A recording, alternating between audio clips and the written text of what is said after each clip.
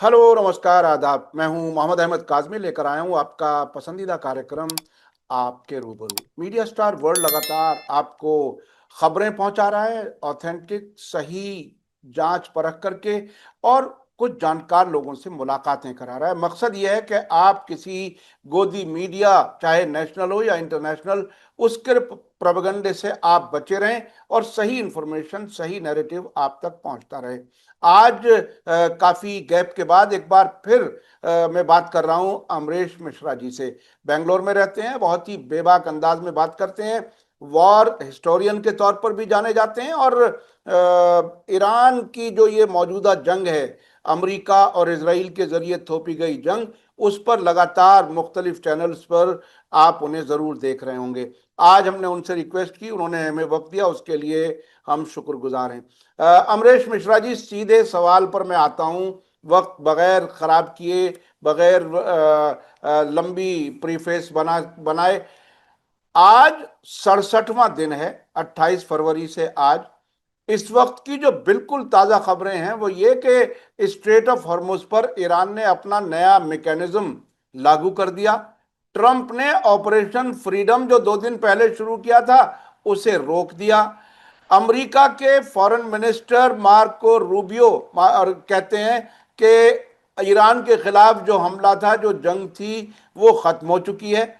अमेरिकी defence minister कह रहे हैं कि सीज फायर खत्म नहीं हुआ है। Not looking for a fight, हम लड़ने के लिए नहीं सोच रहे। इस वक्त आप कैसे देख रहे हैं, क्या कुछ है? क्योंकि बहुत ही क्रूशल स्टेज है। बिल्कुल ऐसा लगता है कि दुनिया की तारीख, हिस्ट्री बिल्कुल नए तरीके से सूरत हाल बन रही है, और दुनिया के जो हिस्टोरियंस हैं, जो पत्रकार हैं, वो बहुत ही तवज्जो से इन सब वाकयात को देख रहे हैं। आप कैसे देख रहे हैं इसको? नहीं, मैं तो काजमी साहब क्या है कि लगातार तो यही कह रहा हूं कि जंग फिर से शुरू होगी और जंग शुरू होने के इम्कान हमें मिलने लगे हैं। देखिए, दो तीन बहुत महत्वपूर्ण चीजें हुई हैं। इसके टाइमलाइन को थोड़ा समझना चाहिए कि जो अमेरिका ने 28 फरवरी 2026 को वॉर लॉन्च की थी, उसका नाम था एपिक फ्यूरी। अब एपिक फ्यूरी एक लॉन्च हुई, फिर 7 अप्रैल को सीज फायर, वो भी टेम्पररी सीज फायर, यानी एपिक फ्यूरी जारी जारी था। फिर इधर ट्रंप ने अभी 3 दिन पहले एक नया ऑपरेशन अनाउंस किया, प्रोजेक्ट फ्रीडम। अब प्रोजेक्ट फ्रीडम उसने नया अनाउंस तो कर दिया था, एपिक फ्यूरी का क्या हुआ ये क्लैरिटी नहीं थी। प्रोजेक्ट फ्रीडम में ये प्रॉमिस किया गया था कि स्टेट ऑफ हुर्मुज से में हजारों जहाज हैं, 20,000 से ऊपर सेलर्स हैं, उनको अमेरिका एस्कॉर्ट करेगा। ये शब्द इस्तेमाल हुए थे, और एस्कॉर्ट करने का मतलब होता है मिलिट्री एक्शन। और इसमें ट्रंप ने कहा था कि हमारे 1,000 ग्राउंड फोर्सेज हैं, 100-200 जेट्स हैं, सैकड़ों शिप्स हैं, ये सब एस्कॉर्ट करेंगे। एस्कॉर्ट मतलब ये होता है कि आप शिप को स्टेट ऑफ हुर्मुज से निकालिए, ऊपर आपका या तो हेलीकॉप्टर या आपका प्लेन उसको उसके उसके साथ है, और उधर ग्राउंड पे ग्राउंड फोर्सेस तैयार हैं। अगर ईरान ने रोकने की कोशिश की तो बड़ा हमला हो जाएगा। ये उसका मतलब होता है एस्कॉर्ट। खैर, एस्कॉर्ट शब्द ट्रंप ने बहुत जल्दी हटा दिया और फिर कहा कि हम ईरान के साथ, मतलब ईरान के साथ नहीं, हम कोऑर्डिनेशन करेंगे। इन्होंने ईरान का नाम नहीं लिया, कोऑर्डिनेशन करेंगे। अच्छा, इधर क्या हुआ कि बहुत सारी जो शिपिंग कंपनीज हैं, शिपिंग कार्टेल्स हैं, और उसके साथ साथ जो इंश्योरेंस कंपनी है, क्योंकि शिपिंग में इंश्योरेंस का सबसे ज्यादा अहम रोल होता है, तो जो शिपिंग कार्टेल्स हैं और जो इंश्योरेंस कंपनीज हैं, उन्होंने कहा कि भाई ये हमें फीजिबल नहीं लग रहा है कि अमेरिका का ये जो प्रोजेक्ट फ्रीडम है ये सक्सीड करेगा, क्योंकि इसमें ईरान के साथ कोई कोऑर्डिनेशन नहीं, और ईरान के साथ बिना कोऑर्डिनेशन के शिप सेफ नहीं है। ये बात उन्होंने बार बार कही। ट्रंप ये उम्मीद कर रहे थे कि फिर कुछ यूरोपियन फोर्सेज उनकी मदद के लिए आएंगे, लेकिन यूरोपियन फोर्सेज क्यों आए? अगर 40 दिन की जंग में अमेरिका की जीत हुई होती तो आती वो, या अमेरिका का पड़ला भारी होता। उन्होंने देखा इजराइल को बिल्कुल ऑलमोस्ट खत्म कर दिया, इजराइल तो इक्वेशन से बाहर हो गया है, और America is gasping for breath, literally वो सांस लेने के लिए छटपटा रहा है। तब क्या हुआ? तब आप देखिए, कल यानी ट्यूसडे को जो 2 प्रेस कॉन्फ्रेंसेस हुई, जिसमें मार्को रूबियो मार्को रूबियो ने, जो सेक्रेटरी ऑफ स्टेट है, उन्होंने पहली बार क्लैरिफाई किया कि operation epic fury is over, operation epic fury खत्म हो गया। ये जो है, ये एक नया ऑपरेशन है जिसका नाम है प्रोजेक्ट फ्रीडम। और प्रोजेक्ट फ्रीडम के बारे में ट्रंप ने देखिए, कल 3 प्रेस कॉन्फ्रेंस, मार्को रूबियो और इन जो अमेरिका के सबसे बड़े सैन्य अधिकारी हैं, डैन केन और ट्रंप। फिर ट्रंप ने कहा कि ये जो प्रोजेक्ट फ्रीडम है, ये जो प्रोजेक्ट फ्रीडम है, इसमें भी हम पॉज दे रहे हैं। I am taking a pause. और पॉज के पीछे का बैकग्राउंड क्या है? बैकग्राउंड ये है कि मंडे और ट्यूसडे को जो जंग जैसी स्थिति बन गई थी, जिसमें अमेरिका की शिप्स आगे आई, ईरान ने 2 मिसाइलें दागी। उसके बाद अमेरिका ने कहा कि हमने आईआरजीसी की 2 बोट्स पे हमला किया। आईआरजीसी ने वीडियो जारी कर दिया कि ये सिविलियन एक नौका थी जो ओमान से ईरान जा रही थी, जिसमें मछुआरे वगैरह थे, और उस पे हम अमेरिका ने हमला किया। उसमें 5 या 6 सिविलियंस की मौत हुई है। अब ये जो सारी घटनाएं हुई, अच्छा, इधर यूएई ने एक, अमेरिका का यूएई से कोऑर्डिनेशन बहुत था ये प्रोजेक्ट फ्रीडम में। ये था कि यूएई अपनी बहुत सारी शिप्स भेजेगा, लॉजिस्टिकल सपोर्ट देगा। अब जब ईरान ने अमेरिकन वेसल को मार दिया, और दूसरी अमेरिकन वेसल एक और थी जिसको उसने कहा कि हम मार देंगे, तो वो वेसल पीछे हो गई। अब यहां पर यूएई की शिप्स आगे आई। यूएई की शिप्स में भी ईरान ने मार दिया। फुजैरा में मारा, हालांकि वो बड़ा इंटरेस्टिंग तरह से मारा। उसको पूरी तरह से एडमिट भी नहीं किया और निगेट भी नहीं किया।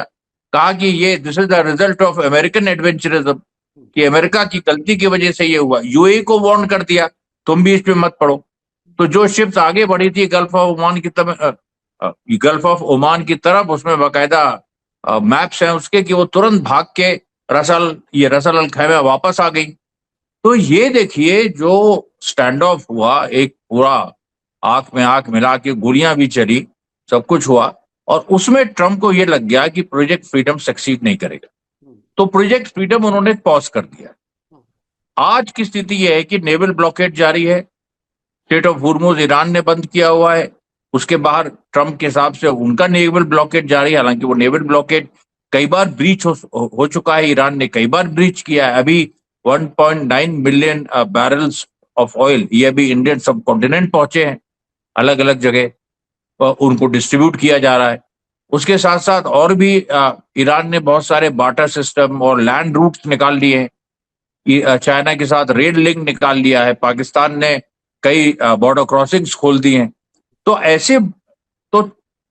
ऐसा नहीं कि ईरान को पेन नहीं हो रहा है, दर्द हो रहा है, लेकिन वो नेवल ब्लॉकेड एक तो ब्रीच कर रहा है बीच बीच में, दूसरा उसने विकल्प भी ढूंढे, और तीसरा जो वॉर टाइम इकोनॉमी इस समय ईरान की एक वॉर टाइम इकोनॉमी चल रही है। वॉर टाइम इकोनॉमी में क्या होता है कि बहुत सारी जिसमें सबसे बड़ा खतरा जंग के समय काला बाजारी का होता है।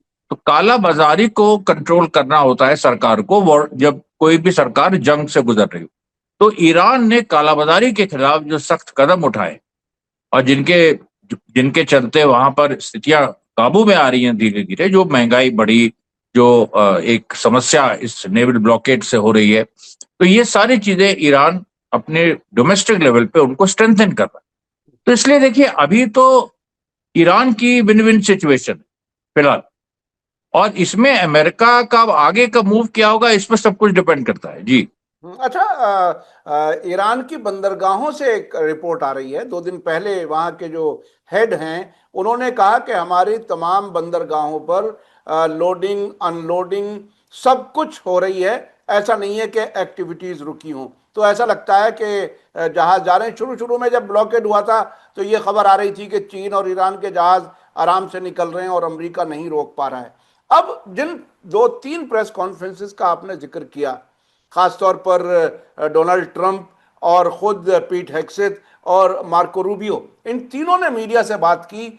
जो कुछ बात की, एक ने कार्रवाई रोकी, एक ने कहा सीज फायर अभी जारी है, एक ने कहा कि एपिक फ्यूरी खत्म हो चुका है। इसको, आप वार हिस्टोरियन हैं, आप जंगों की इतिहास को जानते हैं, इसे क्या खुली अमेरिका की हार ईरान की जीत कहा जा सकता है क्या?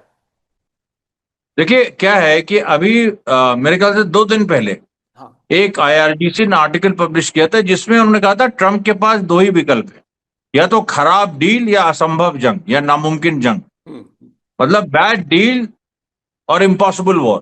हम्म। तो वाकई वो सच्चाई, वो जो लिखा था उन्होंने वो सच लिखा था, हम्म। क्योंकि ट्रंप के पास अब या तो ट्रंप बैड डील करें, इम्पॉसिबल वॉर में वो जाएं, और बैड डील का मतलब होता है सरेंडर। देखिए मैं ये मानता हूं कि ये जो ट्यूसडे ट्यूसडे टर्निंग पॉइंट था कल यानी, और जो ये प्रेस कॉन्फ्रेंसेस हुई हैं इसमें अमेरिका ने अपना सरेंडर एक डिक्लेयर कर दिया कि अब हम जो हैं इस जंग में तब तक नहीं पड़ेंगे जब तक, अब ये देखिए अब आगे क्या होगा वो एक अलग सवाल है। उसमें आप देखिए तो ट्रंप नेटो को इन्वॉल्व कर पाएंगे, इजराइल को इन्वॉल्व कर पाएंगे, लेकिन ये क्लियर हो गया कि अमेरिका अभी ईरान के साथ जंग जंग लड़ने की स्थिति में नहीं है।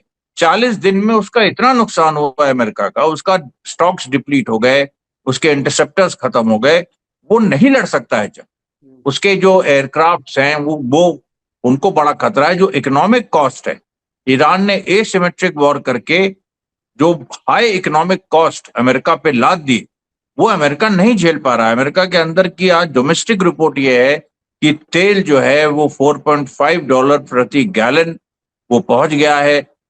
कई अमेरिका में ये हालत है कि बहुत सारे इन्फ्लेशन की ये हालत है कि बहुत सारे लोग जो हैं वो आधे से ज्यादा हाउस होल्ड, मतलब ये ऐसी खबरें आ रही हैं, आधे से ज्यादा हाउस होल्ड अपने हाउस होल्ड बजट में कटौती कर रहे हैं, लगातार कटौती कर रहे हैं। और यही नहीं, ब्रिटेन में एक ये इन्फ्लेशन की प्रॉब्लम आ गई, ग्रोथ का इश्यू आ गया है, बहुत सारी चीजें। तो यूरोपियन इकोनॉमीज तो जो सबसे ज्यादा इफेक्टेड हैं, क्योंकि वो स्टॉक मार्केट पे बहुत कुछ डिपेंडेंट है। ये क्रूड ऑयल का एक अलग से एक स्टॉक चलता है कि वो उसका दाम बढ़े, उसका दाम घटे।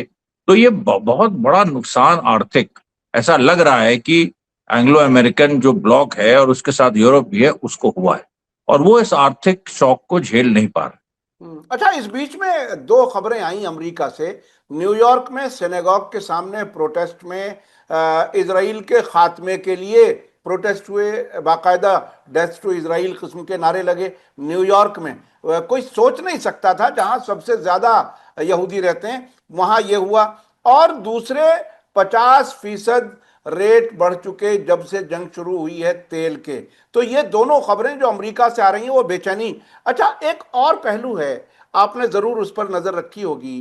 क्या अब जो अब से पहले जब बातचीत होती थी तो हमेशा इजराइल की तरफ से प्रोवोकेशन आता था कि किसी तरह से ईरान से बातचीत ना की जाए। क्या आप ताज़ा इजरायली मीडिया और इजरायली ऑफिशियल्स की तरफ से वो एग्रेसिव टोन आप देख रहे हैं या वो भी नरम हो गए, क्या लगता है? नहीं नहीं, इसराइल तो खत्म। देखिए इसराइल को तो बहुत बुरी हालत है। इसराइल के अंदर जो वास्तविक स्थिति है कि उनकी जनता जो है वो जंग के खिलाफ हो रही, जबकि पहले पूरा सपोर्ट था। जो वहां चुनाव होने जा रहे हैं उसमें नेतन्याहू की हालत खराब है। वहां पर जो यार लापीड और नफ्ताली बेनेट है उनकी पार्टी एक हो गई है, और ऐसा लग रहा है कि नेतन्याहू के सामने बड़ा चैलेंज है। फिर नेतन्याहू के केसेस, उसको बार बार वो पार्डन करने की कोशिश मतलब फिर से हो रही है, लेकिन वो प्रेसिडेंट हर्जोग ये मान नहीं रहे हैं। अब ये बड़ी अजीब सी बात है कि सभी जायनिस्ट हैं तो उनको मानना चाहिए, लेकिन वहां वहां भी एक अंदरूनी एक कलह बहुत कस के सामने आ गई है। और इस वजह से भी आ गई है मेरे ख्याल से कि जो आर्थिक नुकसान इसराइल का हुआ है, क्योंकि इसराइल के बहुत सारे डिफेंस सिस्टम्स वो ईरान ने बर्बाद कर दिए। उधर हिजबुल्लाह ने भी उस समय मारा, यमन ने भी मारा, इराक ने भी मारा। मतलब एक ऐसा हमला इसराइल पे हुआ कि अगर ये कुछ दिन और चलता तो मतलब इसराइल बैठ जाता। ये पूरी स्थिति। और अभी अभी क्या है कि जब इन्होंने इसराइल ने देखा कि ये जो प्रोजेक्ट फ्रीडम शुरू हुआ है, तो इनको दोबारा एक मौका दिखा कि हम जंग जंग शायद फिर से शुरू हो जाए, वो भी नेतन्याहू ग्रुप को। तो नेतन्याहू ग्रुप ने अपना शुरू किया कि फिर से जो ड्रिल्स हैं, यानी अगर बॉम्ब शेल्टर्स वगैरह खोले जाएं और लोग फिर से प्रैक्टिस करें कि अगर ये हो सायरन बजेगा तो क्या होगा, ये सब चीजें वो ड्रामा उन्होंने किया। लेकिन अब जब से ट्यूसडे की प्रेस कॉन्फ्रेंस हुई है तब से ईरान की तरफ से अभी कोई बयान नहीं आया, हालांकि अरे सॉरी, इसराइल की तरफ से कोई बयान नहीं आया। हालांकि इसराइल कोशिश बहुत कर रहा है इजराइल कोशिश बहुत कर रहा है कि जंग किसी तरह से शुरू हो जाए, क्योंकि उसको अपनी जनता से उतना मतलब नहीं है। वो भाई अमेरिका में तो कम से कम पब्लिक का प्रेशर रहता है, इजराइल को अपनी जनता को जितना भी एक तकलीफ पहुंचे उसको उससे मतलब नहीं है। उसको तो चाहिए कि नेतन्याहू को जंग जारी रहे।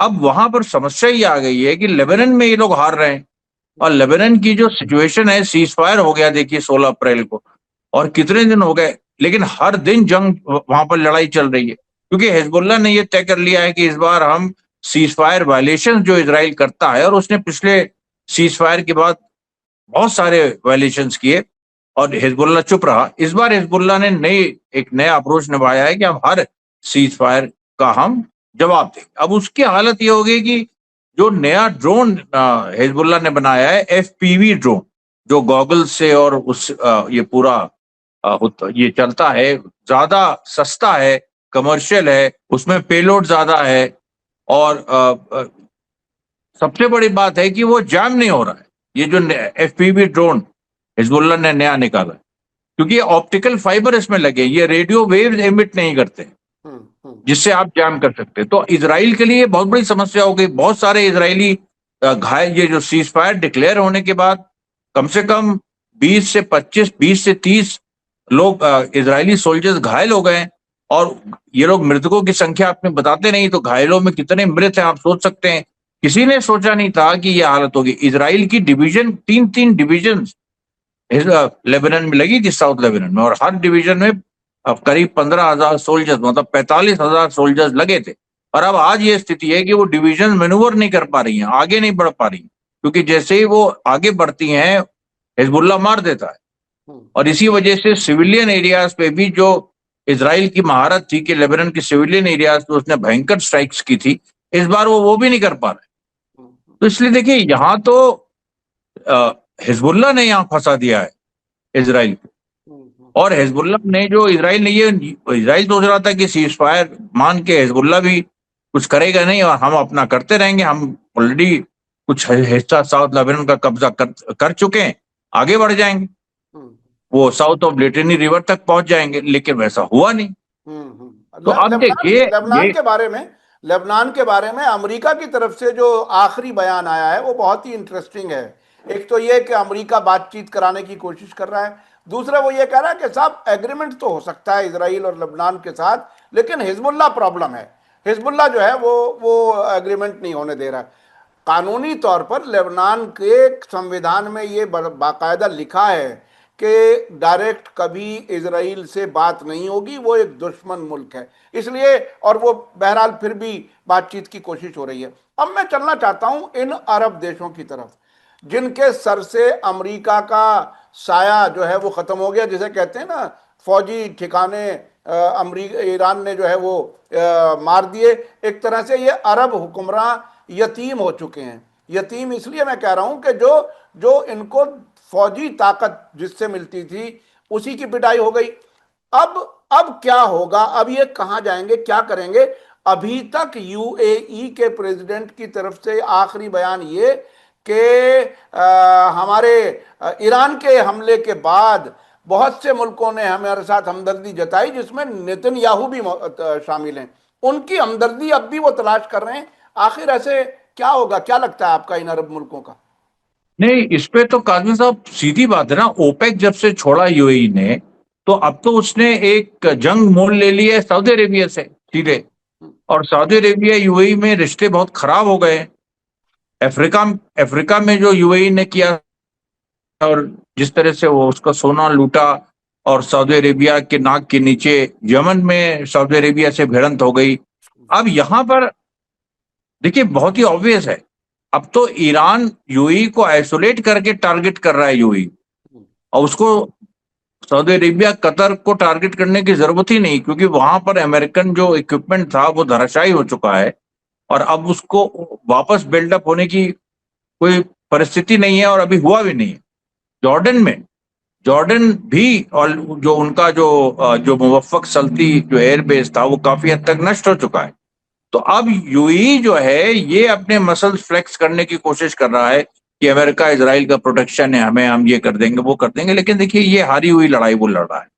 यूएई जो है वो ऑलरेडी हार चुका है और वो इजराइल की गोद में ज्यादा से ज्यादा बैठेगा, और जैसे ज्यादा से ज्यादा बैठेगा वैसे ही उसकी इकोनॉमी टैंक करेगी, क्योंकि दुबई वगैरह का जो मॉडल था कि ऑयल पे डिपेंड नहीं रहना है हमको, टूरिज्म पे और बाहरी फाइनेंस पे और पूरा, तो जो ईरान ने बहुत ही स्ट्रेटेजिकली जो दुबई को मार मार के एक भय पैदा कर दिया, अबू धाबी को मार मार के भय पैदा कर दिया, टूरिस्ट वहां नहीं जा रहे हैं, पूरा ये जो इनकी ये टूरिज्म बेस्ड इकोनॉमी है ये कोलैप्स कर रही है, जो ज्यादातर बाहर से लोग आके दुबई में प्रॉपर्टी खरीदते हैं भारी पैमाने पे, भारत और पाकिस्तान के खास तौर पे, उनमें देखिए लोग अपनी प्रॉपर्टी बेच बेच कर जा रहे हैं। तो ये जो यूएई की जो सिचुएशन है वो तो बहुत ही बुरी है, और इसमें देखिए आने वाले दिनों में मुझे नहीं लगता है कि यूएई, अब नाम के लिए वो रह जाए, but in the long run UAE exist नहीं करेगा। देखिए ये जो बादशाहतें हैं छोटी छोटी जो बनाई गई थी, अंग्रेजों ने बनाई थी ये 1920s के बाद, तो ये अब एग्जिस्ट भी नहीं करेगी। और ईरान के साथ अगर एक और जंग हो गई उसमें तो ईरान यूएई को नहीं छोड़ेगा, वो तो क्लियर अभी मार दिया उसने, देखिए फुजैरा पे परसों, फुजैरा पे मारा, दुबई पे मारा, कई और अच्छा जगह मारा, अच्छा वो एक अच्छा, वार्निंग थी। अमरेश जी एक चीज समझने की है।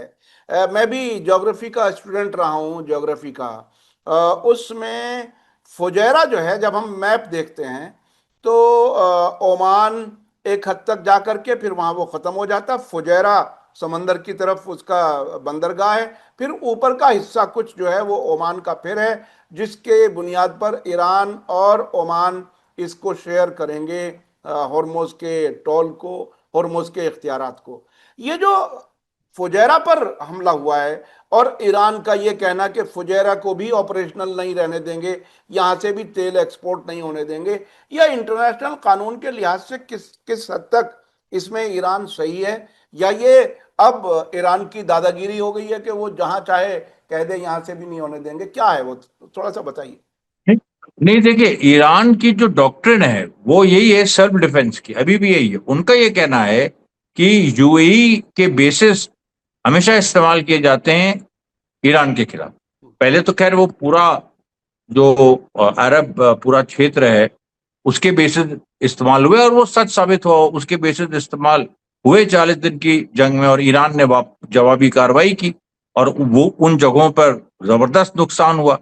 लेकिन अब यूएई में, क्योंकि यूएई बिल्कुल स्टेट ऑफ हुर्मुज से लगा हुआ है, तो स्टेट ऑफ हुर्मुज पे ही इस समय मुख्य जंग चल रही है, और स्टेट ऑफ हुर्मुज पे क्योंकि यूएई लगा हुआ है तो कोई भी इस तरह की डिस्टेबलाइजिंग एक्टिविटी यूएई की तरफ से हो सकती है। ईरान ने अपनी नई जो एक नया सिक्योरिटी आर्किटेक्चर जो एक तरह से उन्होंने डिक्लेयर किया है, उसमें उन्होंने स्टेट ऑफ हुर्मुज को अपनी राष्ट्रीय संप्रभुता से जोड़ दिया कि वो इंटरनेशनल वाटरवे है ही नहीं, वो वो ईरान का एरिया है, ईरान उसे कंट्रोल करेगा ओमान के साथ मिलके।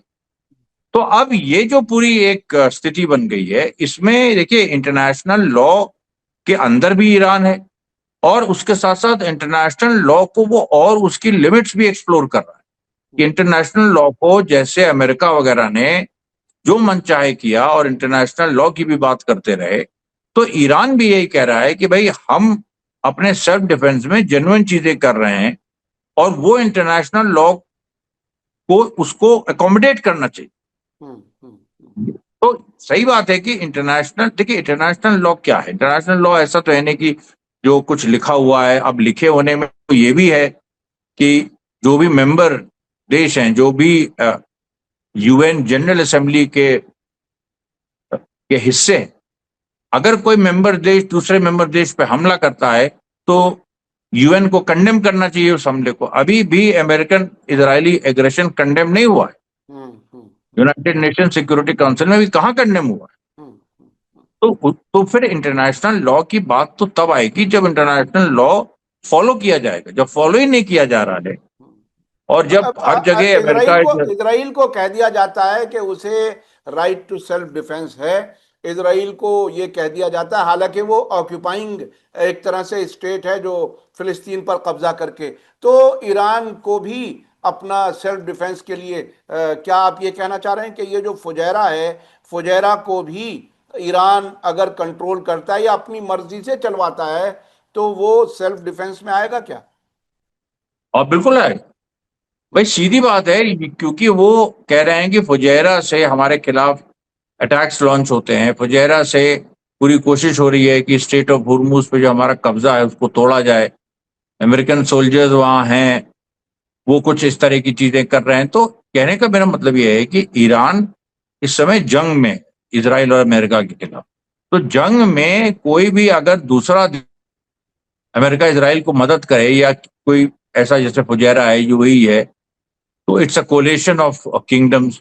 तो वो अगर ईरान इसराइल और अमेरिका की मदद करे, तो ईरान को तो पूरा राइट है हम्म, कि उन जगहों पर जहां से ये अमेरिका इसराइल ऑपरेट कर रहे हैं उन पे हमला करे। हम्म। अच्छा, अब अमरीश जी, एक चीज बिल्कुल पिछले एक दो हफ्ते से एक चीज सामने आ रही है। भारत का जो गोदी मीडिया है, वो बिल्कुल शुरू से, हमें आपको याद है कि जब अक्टूबर 2023 में जंग शुरू हुई, तो उसके बाद चिल्ला चिल्ला करके लोग कह रहे थे, टेलीविजन चैनलों के एंकर्स, बस एक हफ्ते में हमास खत्म हो जाएगा, हिजबुल्लाह खत्म हो जाएगा, सारी कहानियां चल रही थी। लेकिन इस वक्त ईरान में भारत का मीडिया, एनडीटीवी, आज तक, कौन कौन, कई टेलीविजन चैनल हैं, और ईरान की कवरेज बड़ी अच्छे से पॉजिटिव, अगर अगर उस अंदाज में देखी जाए तो, और इसराइल से कहीं कोई रिपोर्टिंग नहीं हो रही। क्या भारत की इस मूव से, भारत के मीडिया की इस तब्दीली से, क्या ईरान को कोई, भारत सरकार भी, इनकी भी सहमति कहीं है कि अच्छे ताल्लुकात के लिए कोई इंडिकेटर है ये, या ये सिर्फ और सिर्फ मीडिया की अपनी इनिशिएटिव हो सकती है?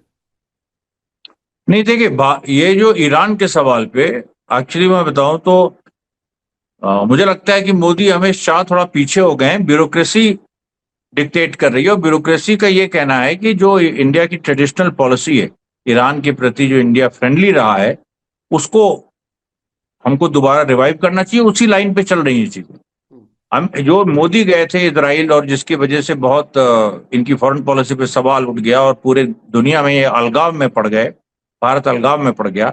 उसके बाद मोदी और शाह और इन लोगों ने ये चीज रिवर्स की है, और एक तरीके से बहुत सारी जो एंटी इरानियन वॉइसेस थी, या एंटी फिलिस्तीनी वॉइसेस, और इस्लामोफोबिक बेसिकली, उनको इन लोगों ने चुप कराया और ये कहा है कि ज्यादा एग्रेसिव मत हो। ये बात तो सही। और हम्म, उसके पीछे ये भी है कि ईरान को मोदी ने फ्रेंडली नेशन कहा, फिर अपना रिप्रेजेंटेटिव भेज के इमाम खामनेई के असैसिनेशन को कंडोल किया, वो सारी चीजें हुई। हम्म, लेकिन अभी भी जो डिस्पेंसेशन है इंडिया में, वो अभी भी फेंस सिटर है, या कहिए इसराइल की तरफ झुका हुआ, वो तो सच्चाई है। लेकिन वो झुकाव के चलते वो कुछ करे, ऐसा ऐसी कोई भूमिका उसकी दिखती नहीं है। और वैसे भी देखिए, जो यहाँ पर अभी जो लोग सत्ता में हैं, उनका मकसद जो है फॉरेन पॉलिसी कम है, उनका मकसद है चुनाव पे चुनाव कैसे जीतना है। वो हमको दिखा अभी हम्म, लेटेस्ट चुनावों में भी। तो इसलिए ईरान इस पूरे उसमें एक वैक्यूम है, और इस वैक्यूम में जो हम लोग जैसी जो प्रो ईरान वॉइसेस हैं, वो काफी इधर और ज्यादा चढ़ गई। हम्म, और क्योंकि जो सो कॉल्ड गोदी मीडिया है, वो भी अपना उसने भी टोन बदला हुआ है, और वो अपनी तरह से वो भी ईरान को कवर करना चाह रहा है। क्योंकि वर्ल्ड सेंटिमेंट ईरान के साथ है ना, हम्म, विश्व का सेंटिमेंट ईरान के साथ। हम्म, हम्म, तो जब विश्व का सेंटिमेंट ईरान के साथ है, उसको आप इग्नोर नहीं कर सकते। हम्म, जनता ईरान के साथ है, हिंदू जनता ईरान के साथ। अब देखिए, एक फर्क आ जाता है जब एक किसी दूसरी तरह के किसी अरब मुल्क में, जैसे मान लीजिए, हम तो भाई ये हमास और ये ईरान और हिजबुल्लाह सब एक्टर्स ऑफ रेजिस्टेंस के हिस्से हैं। हम्म, लेकिन फिर भी हमास और हिजबुल्लाह पे जैसे हमला यहाँ का राइट विंग करता है, वैसे ईरान पे नहीं करता है। हम्म, उसकी वजह ये है कि वो लोग देखते हैं इस चीज को कि भाई ईरान पे हमला करने का मतलब बहुत सारा एक दूसरा एक पॉलिटिकल मैसेज जाएगा, और वो अभी ये जो डिस्पेंसेशन है ये अफोर्ड नहीं कर सकता। तो अच्छा, ये क्या क्या आपके पास अब भी ऐसी कोई इंफॉर्मेशन है कि क्या अब भी भारत से असलहा, अम्निशन, इजराइल अब भी जा रहा है क्या? क्या वो वाला रास्ता अभी कहीं रुकने की कोई खैर खबर है अंदर से, या कहीं कोई रिपोर्ट, कोई चीज ताज़ा, क्या सूरत हाल है? क्योंकि हैदराबाद वगैरह से कुछ ऐसे, चेन्नई से ऐसी रिपोर्टें आती रही हैं कि जाता रहा है, अभी क्या सूरत हाल है, क्या लगता है आपको? नहीं देखिए, इंडिया से वही हर्मिस ड्रोन है हाँ। जो एल्बिट सिस्टम के साथ मिलके अडानी की कंपनी बना रही थी, तो वो एक दौर में था। लेकिन अभी देखिए इजराइल की सिचुएशन बहुत चेंज हो गई। इजराइल ने अब उस तरह से गाजा में जंग नहीं हो रही, और लेबनान के खिलाफ जो जंग हो रही है उसमें वो मरकबा टैंक्स यूज कर रहा है, जो वहां पर इस तरह के ड्रोन्स की जरूरत भी नहीं है। और जो सिविलियन एरियाज में बॉम्बिंग जो इजराइल करता है, वो उसके पास अपने अमेरिका के द्वारा दिए गए बॉम्ब्स हैं।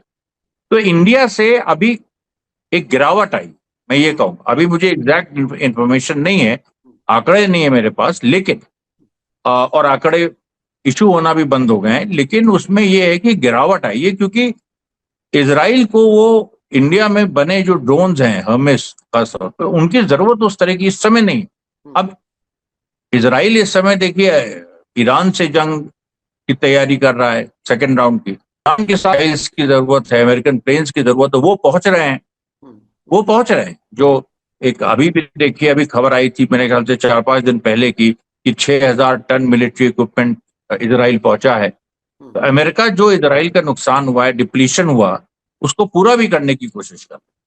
तो मेरे ख्याल से इजराइल का फोकस कोई ईरान पे है, तो भारत से मेरे ख्याल एक जो था कि भाई यहाँ से बहुत भारी मात्रा में हथियार पहुंचेंगे, वो हो नहीं रहा। वो हो नहीं रहा। अच्छा, बिल्कुल आखिर में मेरे पास 2-3 मिनट बाकी हैं। क्या जंग फिर इन तमाम हालात को देखते हुए, क्या अमेरिका फिर ईरान के खिलाफ तीसरा राउंड जंग करेगा, या इसी तरह से ईरान का हॉर्मोज पर कंट्रोल और बाकी सारी चीज़ें मान करके और एक दिन समझौते का ऐलान कर देगा? जो बैड डील आईआरजीसी कह रही है, क्या वो बैड डील हो जाएगी जो अमेरिका के लिए बड़ी तकलीफ दे होगी? देखिए, स्थितियां उसी तरफ बढ़ रही, लेकिन उसमें एक चाइना का एंगल नया आया है, क्योंकि चाइना जाना है ट्रंप को। जी जिनपिंग और ट्रंप की मीटिंग समिट होना था, पहले ही होना था, ईरान जंग की वजह से टल गया। और अभी ट्रंप बहुत गंभीर हैं कि वो इस मीटिंग में जाएं। तो जब तक ये मीटिंग चाइना में नहीं हो जाती, तब तक ये तो अभी कुछ करेंगे नहीं, मुझे लगता है। और अभी अचानक कल क्या हुआ कि अब्बास अराक्ची, अचानक उनको चाइना से या तो बुलावा आया या वो गए। तो अब अब्बास अराक्ची का जाना, जब ट्रंप जा रहे हैं और ये दोनों मुल्क एक दूसरे के दुश्मन हैं, तो चाइना भी तो एक मैसेज दे रहा है। क्या वो ये मैसेज है कि ट्रंप आए या ना आए, हमारे लिए ईरान ज्यादा इंपॉर्टेंट है? अभी क्या हुआ कि अमेरिका ने 5 चाइनीज कंपनीज पे सैंक्शन लगा दिए, ठीक। और वो प्राइवेट फर्म्स है। तो प्राइवेट फर्म्स पे जो अमेरिका सैंक्शन लगाता है, जैसे भारत की प्राइवेट फर्म्स पे अमेरिका सैंक्शन लगाता है, तो भारत सरकार को मानना पड़ता है। अब इसके पीछे कौन सा कानून है, क्या है, वो एक अलग सवाल है। लेकिन भारत देश मानते हैं उनकी प्राइवेट एंटिटीज पे जब अमेरिका सैंक्शन लगाता है। चाइना ने भी माना है, जब ईरान के साथ और कुछ सीरिया के साथ जो एक संबंध थे, चाइना के सैंक्शन लगे थे, तो चाइना ने अपनी प्राइवेट एंटिटीज को उससे कंप्लाई करने को कहा था। लेकिन इस पहली बार जिस दिन सैंक्शन लगा, शाम तक चाइना ने कह दिया कि हम इस सैंक्शन को नहीं माने। तो जब वो इस सैंक्शन को नहीं मानेंगे ये, और अभी ट्रंप जा रहे हैं, तो ऑब्वियसली चाइना इस चीज को देख रहा है कि ये जो समिट होने जा रहा है, इसमें अमेरिका के पास लेवरेज बहुत कम है। ईरान में वो पिट चुका है, चाइना को वो डिक्टेट कर नहीं सकता है। अमेरिका को ज्यादा चाहिए चाइना से, अमेरिका को रेयर अर्थ मिनरल्स चाहिए, रेयर अर्थ एलिमेंट्स चाहिए, कि चाइना से जो उनके सेमीकंडक्टर्स वगैरह में लग सकते हैं। चाइना को अमेरिका से कुछ नहीं चाहिए इस समय, ये स्थिति है। और अगर ट्रेड वॉर फिर से शुरू, यानी ईरान ने ऐसे हालात पैदा कर दिए कि चाइना के लिए भी लेवरेज बढ़ गया। चाइना भी अब ज्यादा मजबूती से अपने मामला तय करेगा आने वाले वक्त में। अपने मामला तय करेगा। और जो रशिया, चाइना, ईरान एक एक्सिस बन रहा था, जिसके बारे में हम लोग जब बात करते थे आज से 1 साल पहले, तो लोग कहते थे अरे अभी बहुत टाइम लगेगा और अभी ऐसा नहीं होने वाला है। वो हो गया क्योंकि रशिया और चाइना ने जो एक अमेरिका के खिलाफ जो स्पाइन ईरान के मुद्दे पे दिखाई, वो उन्होंने कभी भी वेनेजुला या किसी और मुद्दे पे नहीं दिखाई। और अब क्योंकि यहाँ पर उन्होंने स्पाइन दिखाई है, तो अब क्यूबा के भी सवाल पे, क्योंकि क्यूबा भी टारगेट में है, क्यूबा के सवाल पे चाइना अमेरिका ये चाइना और रशिया अड़ गए हैं, तो इसलिए पूरी जियोपॉलिटिक्स एक तरह से ईरान ने चेंज कर दी।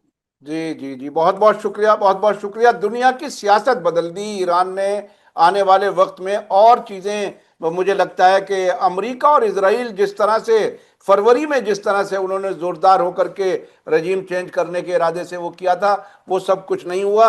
ये बिल्कुल ऐसा हो गया ना खुदा ही मिला ना विसाले सनम, तकरीबन ऐसी हालत में हो गए और इनको अपनी इज्जत अपनी ताकत सबसे एक तरह से हाथ धोना पड़ रहा है। बहुत बहुत शुक्रिया अमरीश मिश्रा जी, आपने हमें समय दिया। मैं अपने दर्शकों से कहूँगा आज का वीडियो आपको कैसा लगा कमेंट्स में ज़रूर लिखें और ज़्यादा से ज़्यादा लोगों तक शेयर करें। इसी के साथ मुझे दीजिए इजाज़त। धन्यवाद, शुक्रिया। जय भारत, जय हिंद। हमारे चैनल मीडिया स्टार वर्ल्ड को सब्सक्राइब कीजिए और बेल आइकॉन दबाइए ताकि हमारी हर नई वीडियो का नोटिफिकेशन आपको सीधे मिलता रहे। अगर आपको हमारी खबरें पसंद आती हैं तो उन्हें अपने व्हाट्सएप, इंस्टाग्राम, फेसबुक और ट्विटर अकाउंट्स पर शेयर करना ना भूलिए ताकि और लोग भी हकीकत से वाकिफ हो सकें।